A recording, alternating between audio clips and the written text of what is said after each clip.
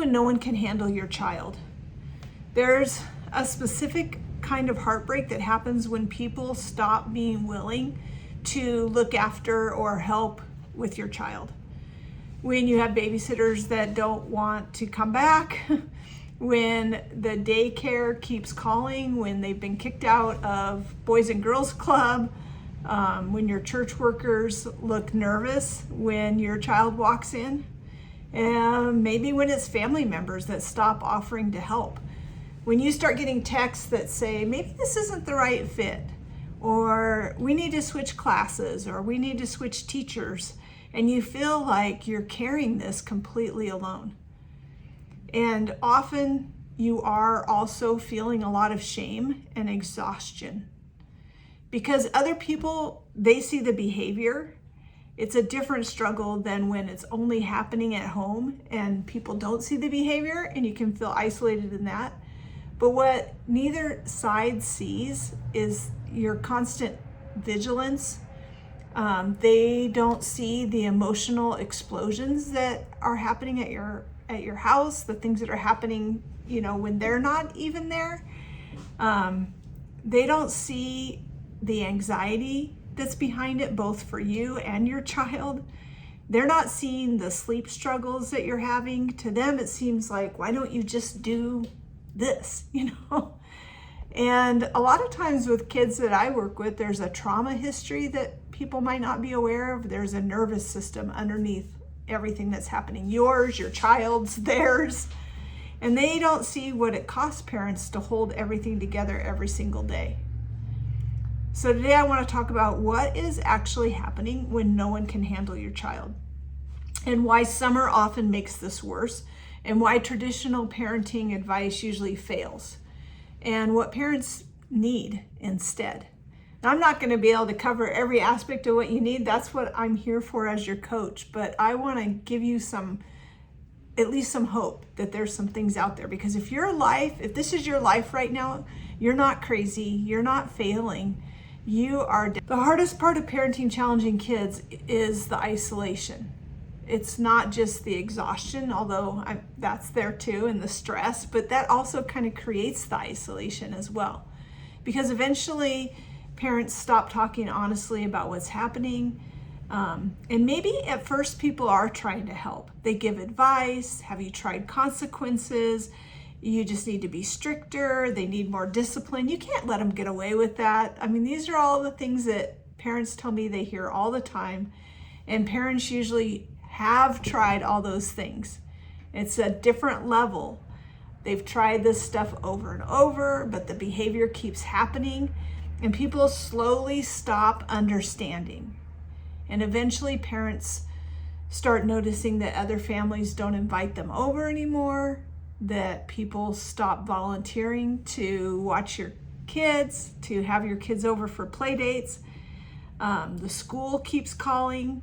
Family members might be pulling away, and parents start feeling like they're living in survival mode. A lot of families get trapped inside their own homes and their own kind of crisis survival dynamic. And it's not because you want to be isolated, but going out can feel dangerous. I remember working with not just one family, but several families where parents had to take turns who went to their kids' other kids' sporting events or, different activities, because it was so challenging to take this other child somewhere. And you start calculating, is this going to trigger a meltdown? Are they going to run away? Are they going to explode? What if somebody gets hurt? What if strangers stare? What if somebody calls CPS because they think we're just bad parents? And parents become very hyper vigilant all the time, and they stop acting in a normal, like, this is what we thought our family would be like kind of way. And the sad part is that a lot of parents feel that it means that they're bad parents. And you might feel that way even like looking stuff up on YouTube, or feeling like, okay, we need to really hire a parent coach. You might feel like it's because you're a bad parent, but the behavior is not always a parenting problem. And Usually the families that I work with, the parents that I help, are not bad parents. They're very good parents, and they have some challenging situations. The behavior is a nervous system problem. It's overwhelm, it's trauma, it's sensory dysregulation, it's executive functioning struggles, it's anxiety, and sometimes it's attachment issues. Sometimes it's all of those things at once. And families are carrying this reality, and I believe that they need support and not judgment. It tends to make these things harder because summer can be incredibly hard. Any school breaks can be really hard. The school year has its own challenges and hard things, but honestly, a lot of parents feel really guilty admitting how hard the breaks are. The spring break, summer break, Christmas break, because everyone else, and even if you homeschool your kids, like summer break can still be challenging because everyone else seems like they're having so much fun, right? They're posting pictures about their beach trips and happy family memories and popsicles and vacations, best summer ever. And meanwhile, some parents, the parents I talk to, are sitting there thinking, I don't know if I can survive this. And maybe the time at school is a lot more than just education. School provided structure and routine and predictability and outside regulation and movement and social opportunities. And it kind of gave you a break in the intensity of what's happening. And you also have a whole support system that a lot of times for some parents, like that support system just goes away during these breaks. And when summer arrives, we're just not as prepared. And parents start to feel like they have to be the entertainer, the regulator, the structure person, the refugee, maybe you want to be a refugee, the referee, the therapist, the teacher, the crisis manager, all day long. And I'm just here to tell you that kids who struggle with regulation often struggle with it much, much more during unstructured time. And that's really important because parents think they have all this freedom, they don't have to do anything. Why is this worse? Because many challenging kids don't actually need less structure, they need more structure. They need rhythm. They need predictability to calm down their nervous system. When there's not a plan and it's not, it really has to be visible what the plan is, then kids start to feel like no one really knows. And you may be trying really hard to not have to be so regulated and so structured during the summer, but for your kid, it may feel like nobody really knows what to do and nobody's really in charge and there's nothing that they know for sure is going to happen. So I like to have summer routines and daily routines and things that help to calm down their nervous system. And even if they are fussing against it, like, oh, why do we have to get up at this time or go to bed at this time? It's summer. Why can't we do whatever we want? Don't worry about that. We just know that these kids are typically overwhelmed and that they need to have these systems in place. And that parents, if we don't do this, then we become reactive too. Now everybody's dysregulated. It's like we sort of had this vague idea of what we were going to do this day, and then it got all discombobulated because somebody had a meltdown or because we're just, annoyed about the things that happened that day. But if we have a plan, if we have some structure, we're going to do those things no matter what happens, and it's going to get done. It really makes it easier, and it keeps you as a family to stop spiraling. This is where many parents become desperate because the parenting strategies, the advice that people are giving you doesn't work. Sticker charts stop working, punishments escalate, rewards lose power, consequences become constant, and parents start feeling really scared because it seems like nothing is working and nothing is changing the behavior and nobody's listening. I mean, parents tell me that all the time, like, My kids don't listen to me. No, and it gets worse as the summer goes on. And what many people miss is that you can't punish a dysregulated nervous system into regulation. And you can't consequence a child out of overwhelm. And it doesn't mean that we don't have boundaries and that we don't have consequences. Absolutely, we need those things. But we have to know how to do that. We have to know how to have boundaries that help to create safety and not just more escalation, ours and theirs, right?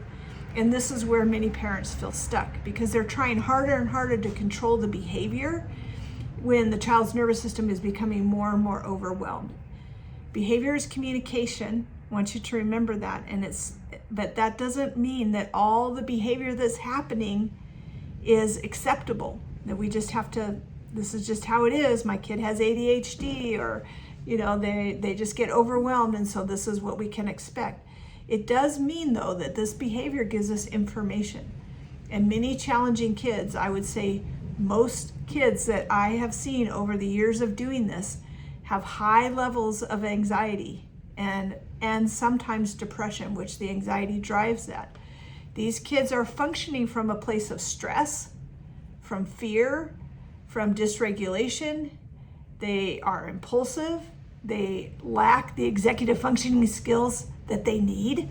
And where they need them the most is at home. And that's where they lack them the most. They may have learned some executive functioning skills to make it through school, but they are lacking the skills they need to make it through home, and especially to make it through unstructured times.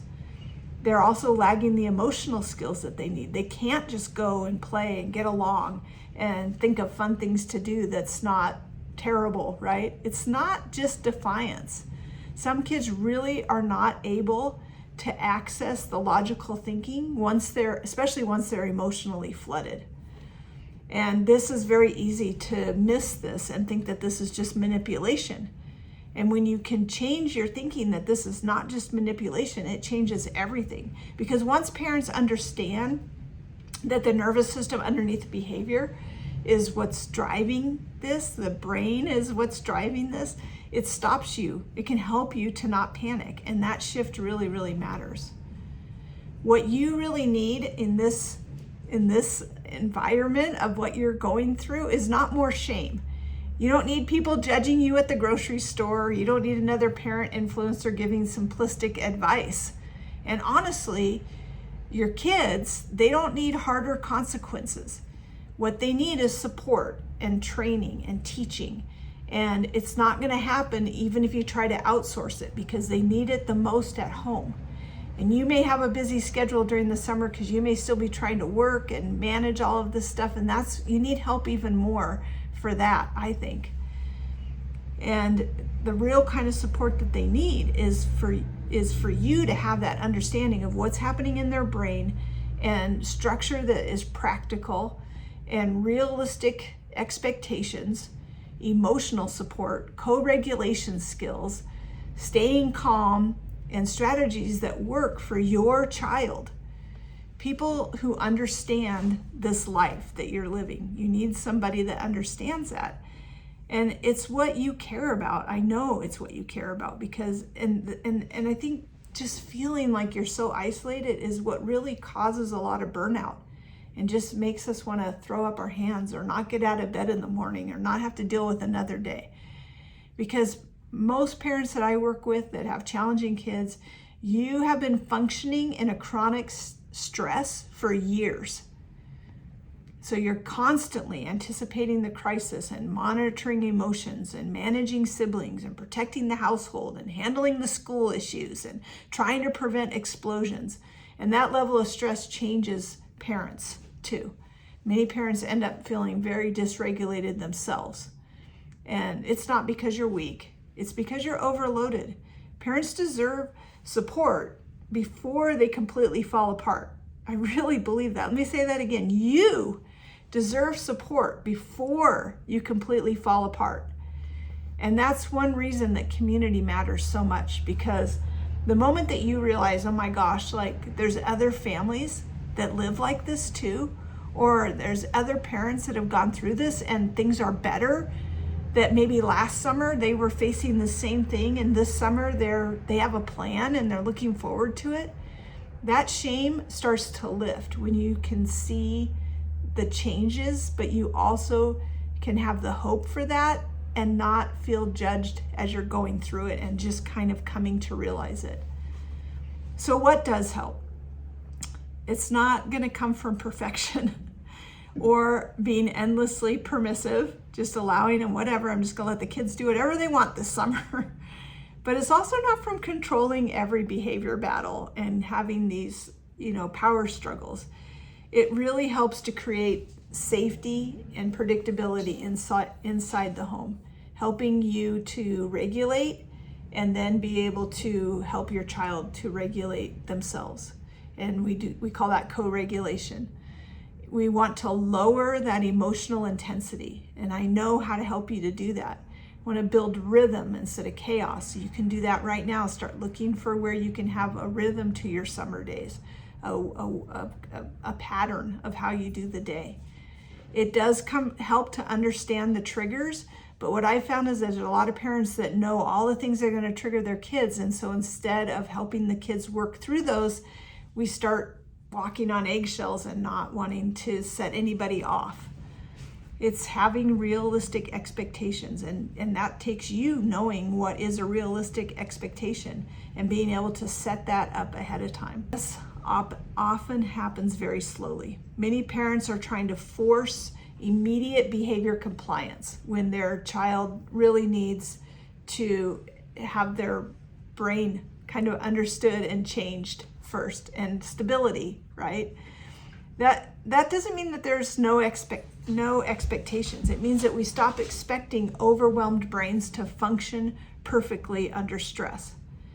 And when you can shift from how do I control this child to how do I create more safety and structure, regulation, and leadership, this is when you're going to start seeing changes in really powerful ways. So if you're parenting a child that feels overwhelming right now, if you feel isolated, if you're feeling trapped, if you feel like nobody understands what your family is living, I really want you to hear this. You are not the only family that is struggling this way. And you don't have to spend the whole summer drowning. Honestly, that's why I created this summer SANITY opportunity for you, because summer can be one of the hardest seasons for families with challenging kids, and parents deserve support too. Summer SANITY includes your group coaching. You're going to get to hear other people get coached, but you're going to have an opportunity to get coached on anything that you want. And coaching is a lot different than just giving you some random advice, right? Like, oh, you got to set some boundaries here. It's going to show you how to do that. You're going to get practical tools. You're going to have a place that you can take a deep breath and either just listen quietly or unload. It's going to give you structure, help, and a community of parents who really understand what's going on. Not perfect parents, not people that have it all figured out, but real parents, real people that have been through this. So if you want to create a calmer home, a safer relationship, it is one step at a time. And if this video resonated with you, I would love to support you this summer. I'm going to put the details in the description and in caption below. And if nobody's told this to you lately, you are carrying a lot. And the fact that you're still here really matters more than you know. Thank you.